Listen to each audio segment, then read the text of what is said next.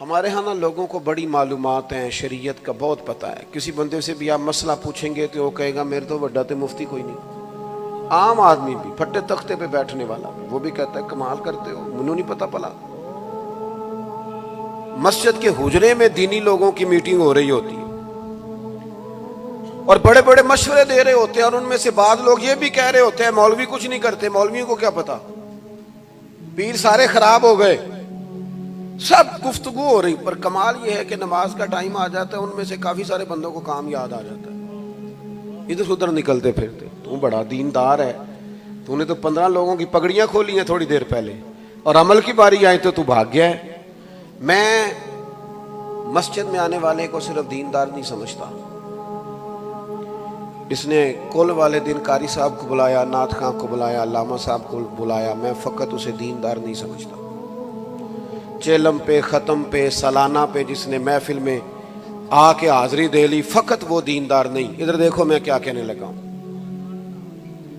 میں اسے دیندار سمجھتا ہوں جس کی بیٹی اور بیٹے کی شادی ہو، پھر وہ سنت شریعت کا خیال.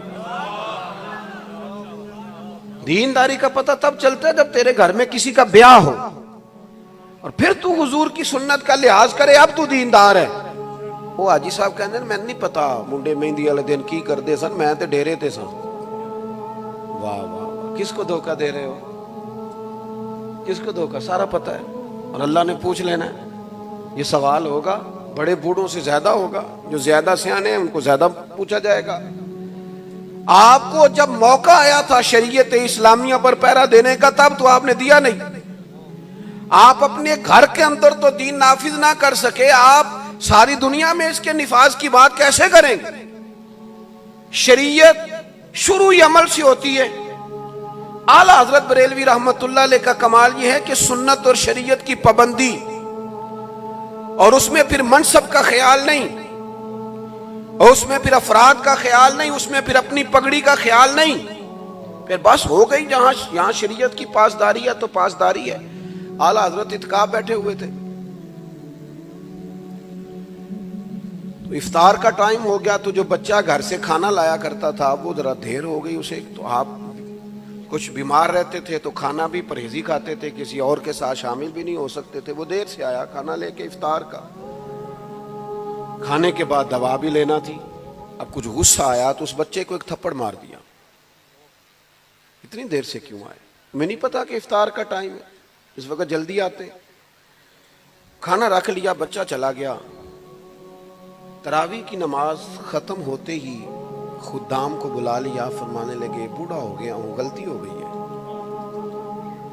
ایک بچے کو غلطی سے تھپڑ مار بیٹھا، پتہ نہیں اسے گھر سے ہی انہوں نے دیر سے دیا ہو. مہربانی کرو ڈھونڈ کے لاؤ اسے. بچہ تھا، سردی کی رات تھی، کہیں چھپ کے سو گیا. ساری رات لوگ ڈھونڈتے رہے، حضرت بھی بے چین رہے. یہاں لوگوں کے پاس دلیلیں بڑی ہوتی ہیں، کہتے انہیں بھی تو اگوں انج کیتا سی نا، میں ایک لائی اگوں ٹھیک ہو جائے گا، بھائی ہوں اگوں نہیں کرن لگا. آپ دلیلیں دے رہے، جرم کر کے اس پر دلیل دے رہے ہو، ظلم کر کے اس پر دلائل قائم کر رہے ہو، زیادتی. اور یاد رکھنا کچھ بندے ایسے ہوتے ہیں جو تمہیں کچھ نہیں کہہ سکتے، ماڑے ہیں، غریب ہیں، کمزور ہیں، تمہیں کچھ نہیں کہہ سکتے، لیکن اس مظلوم سے ڈرا کرو جو تمہیں تو کچھ نہیں کہے گا، پر رات مصلے پہ بیٹھے گا تو رب کی بارگاہ میں تمہاری شکایت کرے. اور جو اللہ کی بارگاہ میں روئے گا نا کہ مالک میں ماڑا ہوں، اس لیے میرے ساتھ یہ سلوک.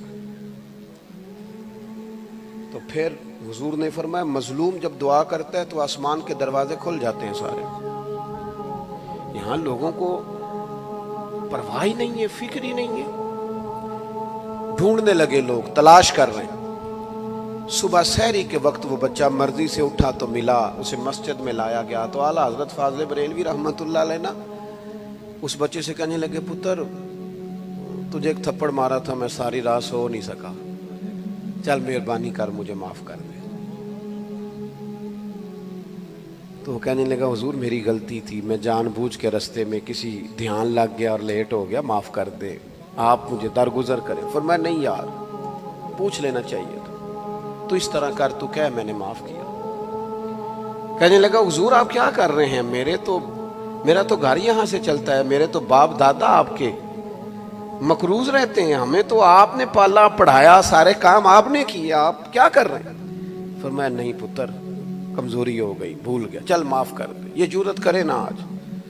چلیں، سیاستدانوں، وزیروں، مشیروں کی بات نہیں کرتا، جو پڑھا لکھا ہونے کا دعویٰ کرتے ہیں، جو درویش صوفی ہونے کا دعویٰ کرتے ہیں، وہ بتائیں کبھی کسی سے معافی مانگی ہے؟ اپنی پگڑی کے شملے کوئی ساری زندگی اونچا جانا الا ماشاءاللہ۔ فرمایا درگزر کر، معاف کر دے۔ کہنے لگا حضور میں نے کیا۔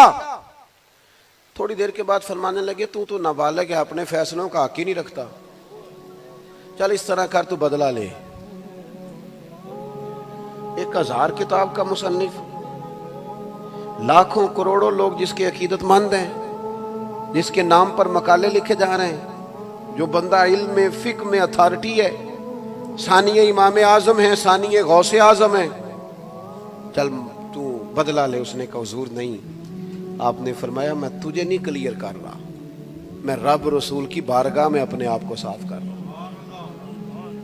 وہ مان نہیں رہا تھا تو اس کا ہاتھ پکڑ کے اپنے منہ پہ 2 دفعہ مارا، پھر دونوں ہاتھ باندھ کے معافی چاہی، پھر اپنی جیب سے پیسے نکال کے اسے دیے، پھر تھوڑی دیر باتیں کی تو وہ ہنسا، اور جب وہ ہنسا تو فرمایا گواہ ہو جاؤ سارے، اگر میں نے اسے پریشان کیا تھا تو میں نے ہنسایا بھی ہے، میں نے دل جوئی بھی کی ہے، اگر اللہ کریم نے مجھے صبح قیامت اس بچے کے حق میں کھڑا کیا تو تم سارے گواہی دو گے۔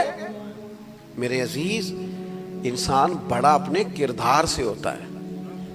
وہ کہے میری زبان سخت ہے، لوگ مجھ سے ڈرتے ہیں تو میں بڑا ہوں، وہ تو تیرے شر سے بچ رہے ہیں میرے بھائی، کہ تو توہین نہ کر دے، تو تیرے شر سے بچ رہے ہیں۔ آپ اتنے بڑے آدمی تھے لیکن اپنے مزاج کے لحاظ سے کسی جگہ پہ، بلکہ حضور کی بارگاہ میں پتہ کیا کہتے ہیں؟ کہتے ہیں میں خانہ زاد کہنہ ہوں، صورت لکھی ہوئی۔ اتنی بڑی بات بھی کم ہی کسی نے کی ہوگی۔ اب میں آپ کو سمجھاؤں کیسے، یہ مشکل شعر ہیں، یہ نعت خواں بھی کم ہی پڑھتے ہیں۔ میں خانہ زاد کہنہ ہوں، صورت لکھی ہوئی، بندوں کنیزوں میں میرے مادر پدر کی ہے۔ کہتے یا رسول اللہ میں کوئی نیا نہیں، میں آپ کا خاندانی غلام ہوں۔ خانہ زاد پرانا غلام نہیں ہوتا، جدی پشتی جس کا باپ بھی وہاں ملازم تھا، دادا بھی پڑھتا، کہتے ہیں میں وہ والا غلام ہوں حضور، آپ خانہ زاد کہنہ ہوں۔ اور کہتے ہیں حضور ہمارے نام نہیں لکھے، ہماری تو صورتیں آپ کے رجسٹروں میں درج ہیں کہ یہ ہمارے نوکر ہیں۔ میں خانہ زاد کہنہ ہوں، صورت لکھی ہوئی، بندوں کنیزوں میں میرے مادر پدر کی ہے۔